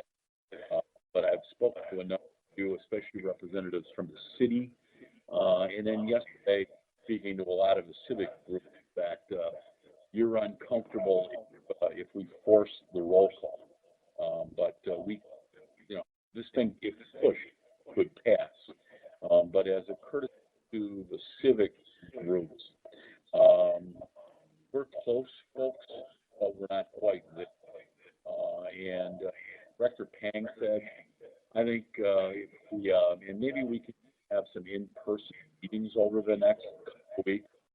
This whole COVID situation where we work virtually and through Zoom and WebEx, difficult, and I think some of them need to be, and some of the directors need to be in the room with, with the CTA and PACE and our staff. So we're close. My recommendation is to postpone this until next month. Seek more input, and I will ask the civic groups, this Kelly Welch and MPC and Mary Sue and the Chicagoland Chamber and others that have commented, and I thank them in the alliance. I'm going to give them this framework like it is today, like it was presented by Jill. And I know Jill's head is probably flat from banging it against the wall. But I'm going to give it to them and say, if in like a Word document, what changes would you make it here? Show me. So I want them to really give me language back, not generalizations. What would you put in here in this document, this ordinance, that would be different? I do want to make it really clear that we're not kicking the can down the road. We're remolding the can, and very importantly, we're sealing it to make sure that the contents of what's in our plan don't get spoiled. They don't get bacteria and other things. So we're remolding it, and a lot of work has gone into this. We've been working on this, and the staff has been working on this literally for months. So this is not kicking the can down the road. We're almost there, but we're not quite there. And we have, as Kelly Welch told me yesterday, this is the time to seize the moment, in that transit needs to be the leader in economic recovery. We hold the keys to so many things, including better equity, better diversity, and the actual economic recovery of our region. And, I have lived in Chicago and was born in the city all of my life, and it is critical to help the mayor and show that our city is vibrant. And when I walk in the Loop or near North Side or Wrigleyville, or go down to the Bronzeville neighborhood or Chatham, I want to see vibrancy on our streets. And we are such a critical component to showing that life has restored to almost normal. It's never going to be normal, even when things go back. Well, mass transit is going to be changed by this, by the way we work, by the way we've all become accustomed to Zoom. We're going to do probably fewer meetings in our office if we're lucky enough to work downtown. But we're close, but I want to give this just a little more time. And then I guess this is the former legislator in me. I don't like to force my colleagues, whether it was in Springfield as members of the committees that I chaired or today. I don't want to force anybody that's uncomfortable to vote for this, although I do want to let the groups know, as well as the service boards, that we could pass this if we really wanted to, but I want to make the document better, and I have wholehearted respect for the groups that have given us input into this, and we can push the envelope a little further. We're almost there, but we're all going to put each of you to work, and Leanne and I and Jill will survey the board, as will Jeremy LaMarche, and we'll get you into some working groups, either by Zoom, WebEx, or even in person, which would be preferable, to put together something new for next month. So I'm going to take the chair's prerogative and postpone this until next month, and we will continue to mold the can, not kick it down the road, so that it fits on our shelves in a better fashion in the future. But thank you all, for your input. I've talked to many of you personally, and we're going to put you to work over the next month. So with that, we're going to move on to 7B, which is an ordinance authorizing an amendment to the 2020 Service Board and Agency operating funding amounts. And B, can you brief the board on what the changes PACE needs, please? So again, this is B. Rena Hickey, Mr. Chairman. And 7B is an ordinance authorizing an amendment to the 2020 service boards and agency operating funding amounts. I want to be clear that this does not have anything to do with the 2021 funding allocations or capital funding marks. This is an ordinance that we have to pass to address the 2020 funding as well as the ADA budget shortage. So with that, I'm going to turn it over to Doug, who will be presenting this. Thank you. Thank you, Bea, and good morning to the members of the board. This is Doug Anderson, Manager of Budgets and Analysis. Today, we are asking you to consider an ordinance amending the 2020 operating funding amount for a second time. As communicated at the August board meeting, the proposed amendment authorizes additional funding for 2020 ADA paratransit operations and also recognizes improved sales tax, PTF, and RET results. Next slide, please. PACE informed the RTA in August that the extension of COVID-19 mitigation efforts had increased ADA's 2020 funding requirement by $13 million from the level reflected in PACE's amended ADA budget. At the August board meeting, the RTA executive director informed the board of the updated projected annual cost of providing ADA paratransit services for the current year, as required by the RTA Act. The Act further requires the board to amend the current year ADA paratransit funding in September to provide for additional funding if needed. Additionally, this funding amendment recognizes an improved sales tax outlook for the mainline service boards relative to the May funding amendment. The full year sales tax decline for 2020 included in this amendment is 16.1% compared to the 28.5% decline assumed in the May funding amendment. This projected increase in total public funding will allow more CARES Act funding to be carried forward into the 2021 budget year than was previously expected. Next slide, please. The original approved 2020 budget for ADA funding was $181 million. Due to a sharply lower ridership expectation, the May funding amendment contained an estimated funding level of $129.4 million for ADA paratransit and authorized PACE to propose the use of additional funding from RTA's ADA Paratransit Reserve Fund if needed. COVID-19 immediately and negatively impacted the efficiency and productivity of PACE's ADA paratransit operation, such that PACE has reverted to single rider trips rather than shared rides to protect its customers from the risk of infection. PACE also opted to pay and retain some ADA drivers to avoid a driver shortage when ridership rebounded. For these reasons, PACE's revised ADA paratransit budget, adopted by the RTA board in August, incorporated $18.4 million of ADA paratransit reserve funds. PACE has since extended the COVID-19 mitigation actions regarding retention of drivers and the single ride requirement. This action, coupled with an improving ridership forecast, has increased the estimated 2020 ADA paratransit total funding requirement by an additional $13 million to $160.8 million.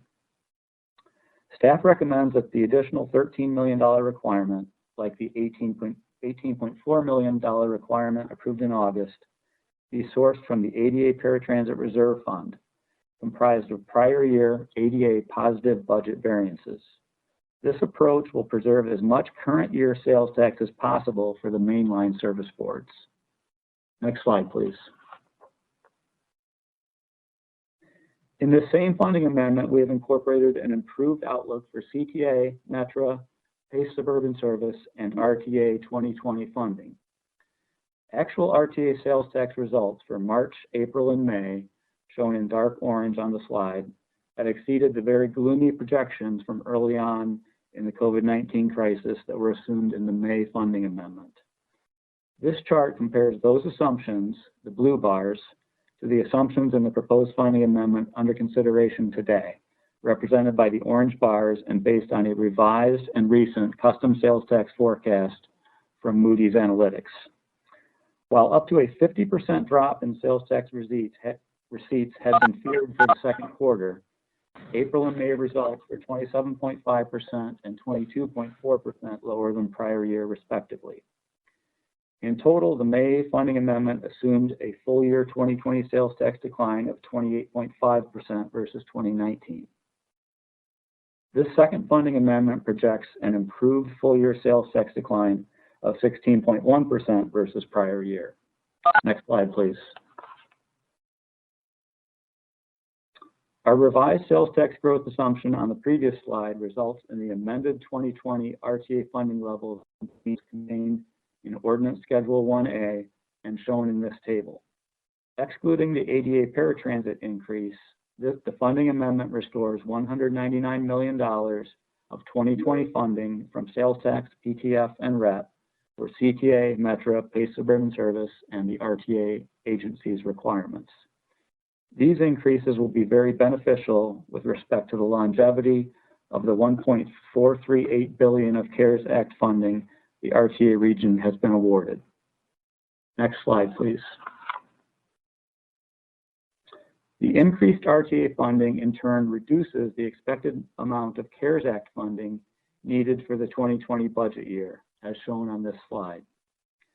The revised budgets adopted in August were based on the May funding amendment, and as a result incorporated almost $1.1 billion, or more than 76% of the total CARES Act funding, to maintain balance.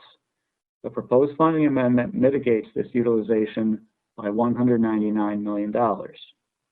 All else being equal, this action should lower the 2020 CARES Act utilization to about $900 million, or 62% of the total apportionment, resulting in an updated projected carryover of approximately $540 million of CARES Act funding to the 2021 budget year. Next slide, please.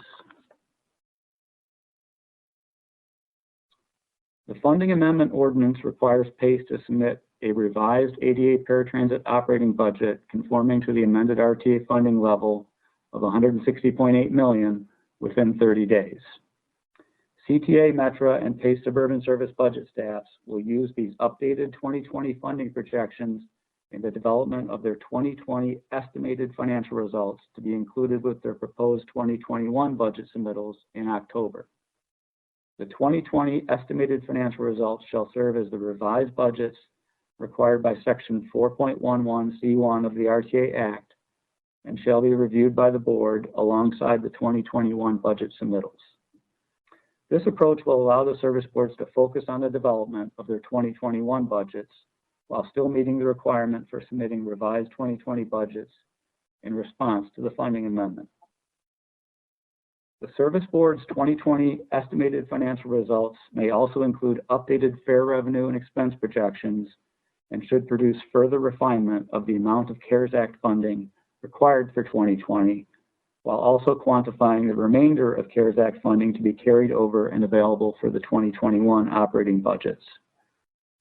In closing, staff recommends that the board approve the proposed ordinance amending the 2020 RTA operating funding amounts, which authorizes the use of up to an additional $13 million from the RTA ADA Paratransit Reserve, directs PACE to submit a revised 2020 ADA Paratransit operating budget within 30 days, and directs the service boards to incorporate the amended 2020 operating funding amounts into their 2020 financial forecasts. That concludes my presentation, Mr. Chairman. I'll do my best to answer any questions the board may have. Thanks, Doug. Any questions from the board? Director Pang has her hand raised. If you would lower it and proceed. I'm sorry, I hadn't taken it down. Okay. If there are no questions, how about a motion and a second to approve? Director Melvin moves. Director Gathing seconds. Excuse me, I actually had a question, please. Oh, This is Chris Melvin. I'm sorry about that. I'm a little slow on these newfangled machines. Mr. Chairman, does it make sense to bundle all three of these action items together and defer all of them for a month, since they are interrelated in various ways? You could imagine a scenario where through our conversations over the next 20 to 30 days, that, you know, we make some decisions or come to some conclusions that impact all three of these. So is that something the chair would consider, please? Mr. Chairman, if I can jump in if you had a yes, second. Please. So we discussed this with the board last month, and if the board recalls that we actually made amendments based on the service board's requests on the fixed route side of the services for CTA, Metra, and PACE last month. As we discussed at this time, there's an extra step in sort of the procedures on how we deal with the ADA, because as everybody understands, ADA is a regional service, yes, provided by one individual operator, but essentially is a responsibility of the entire region, and all three operators, in a way, have a role in its support and its place. Because of that extra step of the additional review that we all did, and several board members will recall, Director Fuentes, you recall, we actually had an ADA coordinating committee where some of this was discussed as well. This last step is really rolled into sort of the actions taken last month, but we had to push it out to this decision. It is very separate, as Bea said on the front end of this. It is a very separate conversation to funding marks going forward and or the capital investment framework. So I would request that the board not bundle these three things together because they are very separate. This is a very separate, distinct action. It is just the closing piece to the step that we took, that the board took to support these three operators last month. I agree. Thank you. Director Melvin? Your hand is still raised. Do you have additional comments? Sorry, no, I was still up. I'm sorry. Okay, please lower your hand. Yep. Thank you. Thank you. So this is clearly distinguishable from 7A and 7C, as Leanne walked us through. So how about a motion in a second? Director Holt moves. And Director Ross seconds.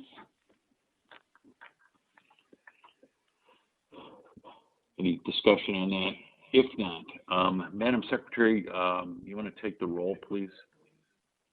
Certainly. Director Andalcio? Aye. Director Canty? Aye. Director Carey? Aye. Director Colson? Aye. Director Fraga? Aye. Director Fuentes? Aye. Director Gavin?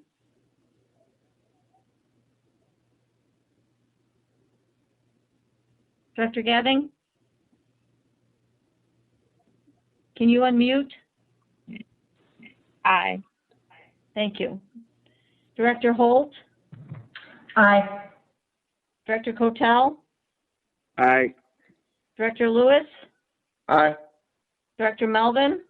No. Director Pang? Yes. Director Ross? Yes. Director Sager?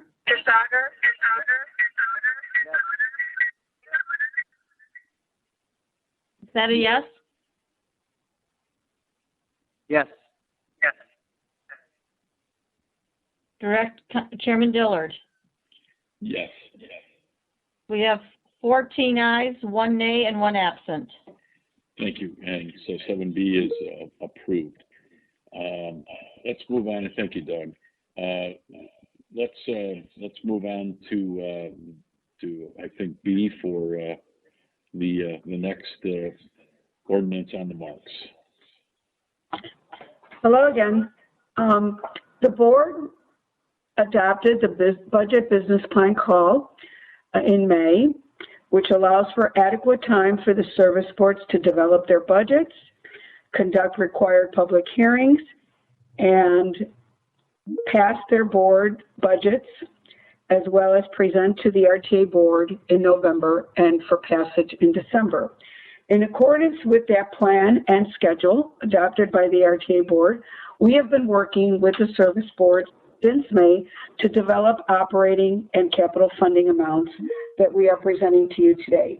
The truth is that uncertainty remains high, and we will, of course, be amending the 2021 funding probably more than once and adjust plans as we move into the new year, just as we've had to do twice now in 2020. But we as a staff feel that the funding levels contained in this amendment are what we realistically expect and a good starting point for the 2021-2023 budget planning. My thanks go out to Bill Lackman, Doug Anderson, and Sarah Rubino of our budget staff who do our best to keep the numbers accurate. I will be giving you the details of the operating funding allocations for 2021, followed by Jill Leary, who will be presenting the capital funding picture. Next slide, please. The proposed ordinance addresses the operating and capital funding amounts for the 2020 budget and 5-year capital plan. Setting the funding amounts is a critical step in the RTA's region's annual budget process. As you know, the RTA Act establishes September 15 as the date by which funding amounts for the upcoming year must be adopted. That's a state statutory requirement. The RTA Act requires that the service boards develop budgets that are consistent with the amounts adopted by the RTA board. As mentioned earlier in the funding amendment presentation, a significant amount of CARES Act funding will also be carried over from 2020 to supplement the RTA funding levels in this ordinance. Next slide, please. COVID-19 has had a profound impact on the regional economy. Sales tax receipts have plunged and unemployment has soared. The major difficulty in forecasting funding levels for the 2021 through 2023 period is predicting how long the recovery from the current recession will take. Much depends on additional federal stimulus money, if any, for the deployment of an effective vaccine.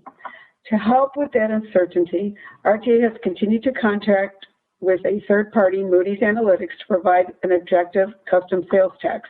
This is in addition to our current information. The most recent of those forecasts received in late August, as you have heard, is the basis for the funding projections in this ordinance. There is some good news in the form of the initiation of direct RTA sales tax to a more online internet purchase within the region, which doesn't begin until January 2021. This long-awaited change should bring in excess of $50 million per year in new funding for transit at a critical time. Next slide, please.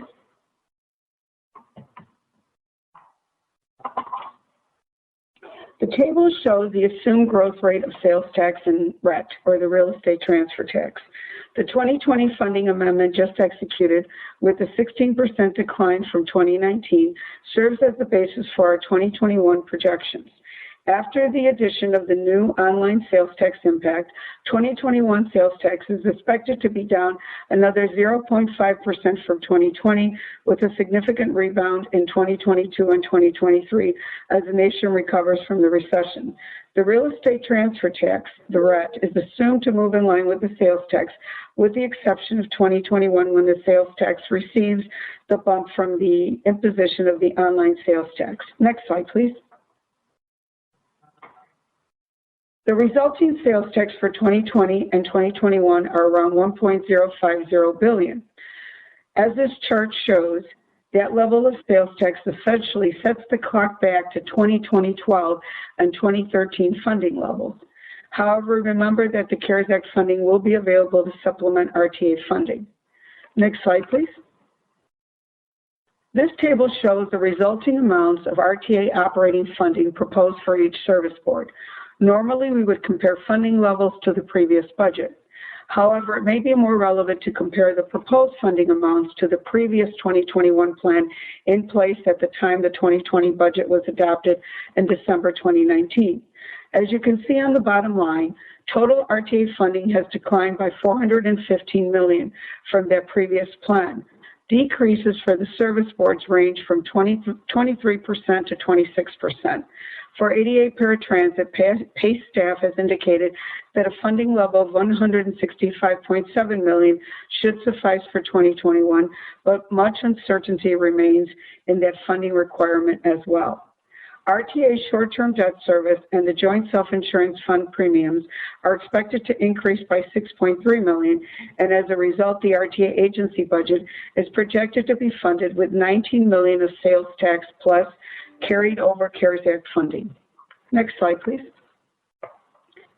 Looking at the system generator recovery ratios, as you will recall, the RTA Act requires aggregate operating revenues that equal at least 50% of the aggregate cost of providing public transportation in our region.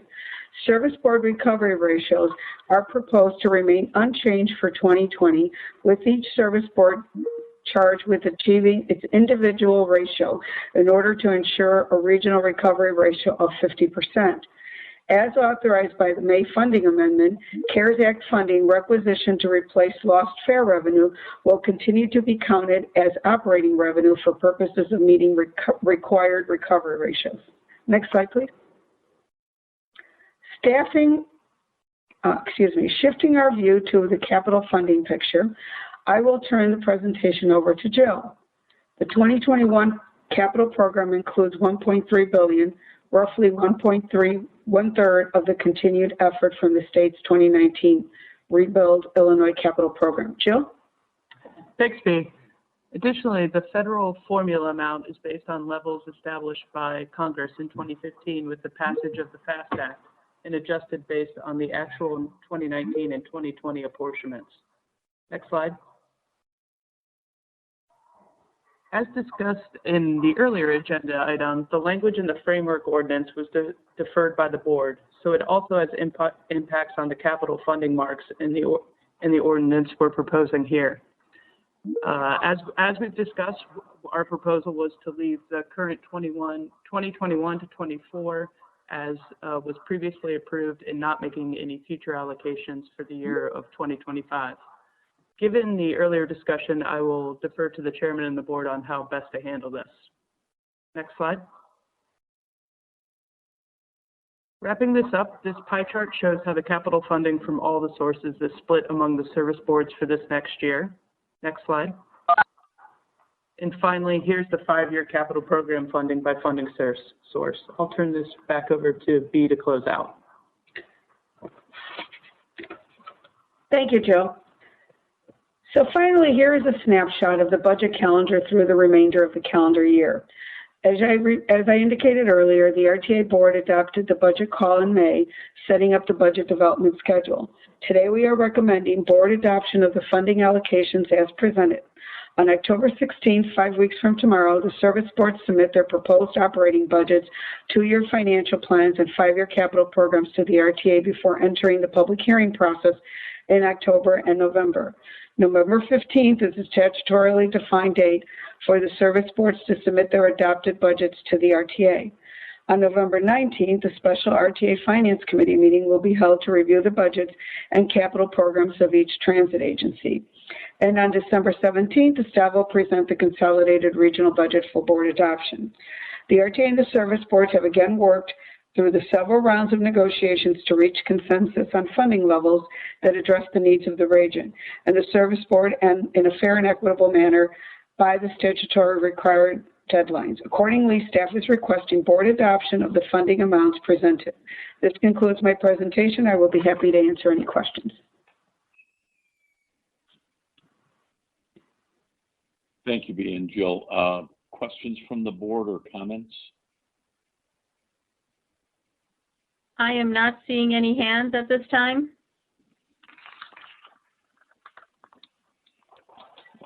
Okay. Oh, I'm sorry, Director Colson, if you would lower your hand and unmute. Yeah, well, I can't let this go without any comment at all. As others have noted, we face an existential threat here, and it's not clear that there will be any buses or trains running in 6 months. And so this is a time for unity of purpose, and we shouldn't argue over hypotheticals that may or may not happen. And we know this is a moving target, and budgets can always be amended, and I'm sure they will be down the road. This is a worthwhile product the staff has presented to us. The statutory deadline is the 15th. If we don't act at this time of crisis, we're going to look very, very bad, I think, and justifiably so. You know, the service boards have to provide their budgets by this October 16th, so we're not doing any favors to the service boards if we don't adopt these marks today, making it more difficult for them. So let's do what's best for the region and the RTA. And I urge the adoption of these proposed marks. Director Melvin, if you would lower your hand and unmute and proceed. Thank you. Yeah, to my, colleague and buddy, Director Colson, I quite agree with you. But I think that this is a time when appearances don't matter very much. This is an extraordinary time, and I think we should do all we can to get things right. And I think because there's so much that's unknown, we should avail ourselves of the opportunity to work together in small groups to get some clarity on matters. And I would ask that this be deferred for a month while we all get together and work out the details. That it's much more important to get things right than to be concerned about appearances at a time like this. For so many people, this is a very, very, very difficult time, and they rely upon us to get it right. Thank you.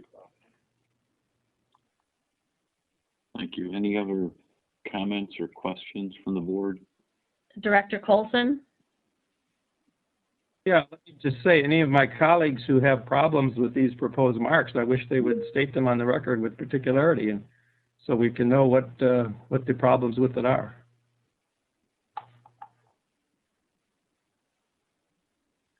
Thank you. If you would lower your hand.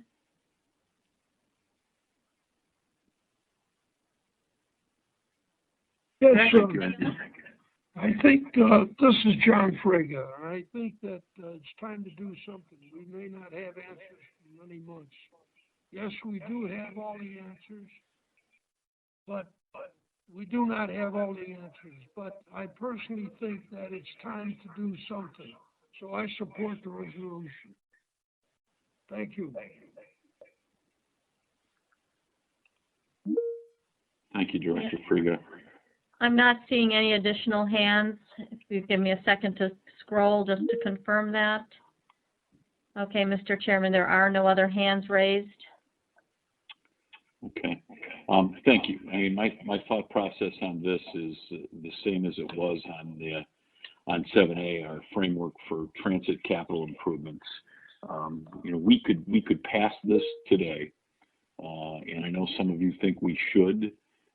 But the civic groups and others have asked that we wait, and in this case, even more than probably the transit capital improvements, Congress is going to be in session, and we'll have maybe, and it's a big M on maybe, a little bit more of a feel for what, if anything, they are going to do. I mean, we could pass this. We're basically there. This is not going to be, and I do agree with Director Colson, this is not the final document, but the numbers are there, and the service boards clearly know what's in these documents, and if it's formally passed or not, they know how close we are. But I'm going to ask the civic groups as well. I'm going to make them give us real changes, language changes, to the transit capital investment document. And I may ask them, what changes would you make in these as well? But we're not quite there, and there are some of you, because I've spoken with you, that do not want to vote on this today. And again, we're not kicking the can down the road. We're just reforming a little bit and hopefully sealing it up so it never spoils. But I want to, as long as we're going to wait on 7A, I think we should wait on 7C. But to the service boards, know that what's in here is going to be pretty close to what your real marks will be. But some folks, including the civic groups, which are paramount to my way of thinking, have asked us to delay this in 7A for a month. And as the chair, I'm gonna do that. So I'm not gonna call for a roll call on 7C, but everybody needs to be aware we could pass this if we really came push to shove today, and it's going to be pretty close. And we want, as Director Colson said, we want not only the civic groups' input. We'll obviously work more closely and continue to work closely with the service boards, But if board members have certain things that they think should be changed in here, please let B and Leanne and Jill and myself know if you've got specific comments to the marks that you think need to be refined or changed a little bit. But again, I thank the staff for this. It's not easy, and I know we have a statutory deadline, but in an era of COVID and virtual meetings, the statutory police can come and find me during the next month if they want to. Mr. Chairman, Director yes. Carey had her hand raised. Yep, Director Carey. Chairman Dillard, I totally respect what you're saying and understand. I do, and I should have jumped in a little sooner before I didn't think to get my hand raised. But I see this item as very different than the framework in terms of the importance and time sensitivity of getting it done. A lot of what's in here, and I would echo Director Colson's question about what specifics are troubling. I mean, a lot of what's in here is what we would normally be doing. It's just probably, in my mind, the only thing that's different is the 2025 capital set aside. So I would, and you tell me if I'm out of line, but if I still can, I would like to make a motion to pass the marks as presented. And I agree with you that 7A and 7C are somewhat different, but the civic groups don't see it that way. And on 7C, Director Carey, that the 2025 year is a particularly riling point for one service board in particular, whose president called me and chairman called me. So, on 7C, while we could do this, one service board is very exercised, and we'll have to get them back on the reservation and assure them. But they don't like the 2025 issue that's in here. And my problem is the civic groups are public. Doesn't necessarily, like you and me or Director Colson, may be able to understand the nuances and the differences between 7A and 7C. They sort of lump the two together. So that's why, and you're free to make a motion if you want to. But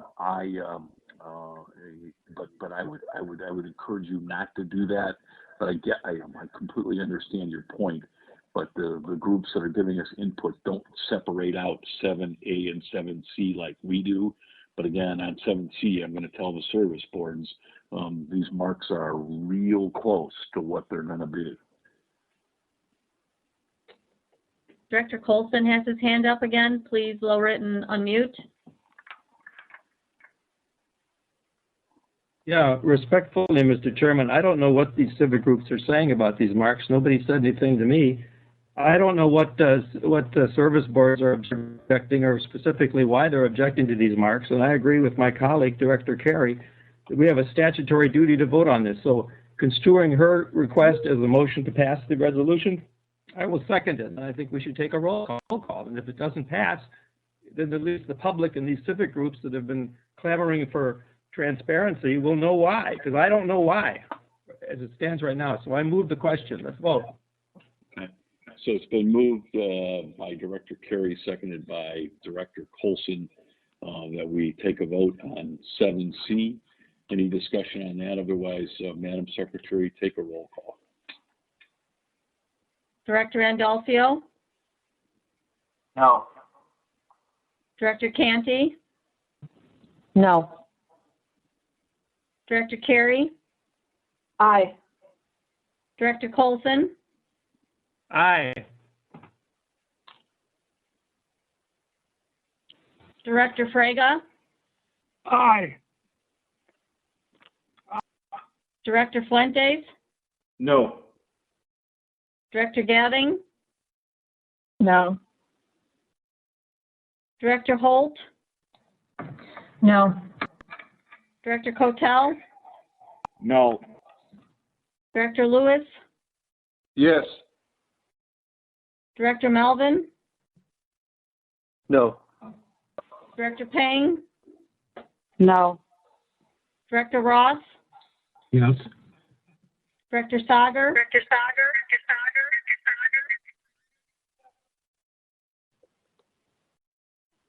I can't hear you. Yes. Chairman Dillard. Present. We have 6 ayes, 8 nays, 1 absent, and 1 present. The motion does not carry. All right, thank you. We'll carry that over to the next month. And again, putting on my old legislative hat, you know, that 6 to 8 vote is, while it's a statement, it's clearly not reflective, because we could pass these marks if that's what we really needed to do, and if we were out of time. So, but I thank you for the board for their input. Next is 7D, which are expense reimbursements, which are on the board's agenda for today. Any Mr. questions or Chairman? comments? Yes, yes. I'm sorry to interrupt you. Director Ross had his hand raised to comment before we concluded on the budget marks. Sure. JD, go ahead. Yes, Mr. Chairman, I just had a question. You've made several references to the civic groups asking us to delay this. Maybe I missed it. I don't see it in the correspondence that I received. JD, they have corresponded to us. I don't know whether you have seen what they've sent, and I think one of it, well, obviously I've told you twice, I'm going to make these groups give us language. Don't give us generalities, give us some real language, and if you object to any budget marks, which I'm not sure they do, they just kind of lump 7A and 7C on our agenda together. I'm going to ask for specifics from them, and I'm quite sure JD would probably want to call them in and have them testify as well. So they may, you know, depending upon where we are a month from now, you know. So anyway, that's and I'll get you the letter. They have sent things to the board. Okay, and maybe I'm overlooking it because I had some correspondence. I just didn't see where they asked us to delay it. Okay. And again, I would tell the service boards, they ought to go on the assumption that these are the numbers, you know, and not all the service boards are opposed to adopting this today, if any of them are. But I'm just worried that the civic groups, you know, kind of in their mind lump these two together. But again, 7C, it can pass, and it may be the real marks. Nothing in 7C may ever change. So I'm just telling the service boards they ought to assume this is it. All right, thank you, Mr. Chairman. Thank you, and thanks for clarifying that, and thanks for giving me the opportunity to clarify it as well. On 7D, expense requirements, any discussion on that, or can I have a motion and second to approve?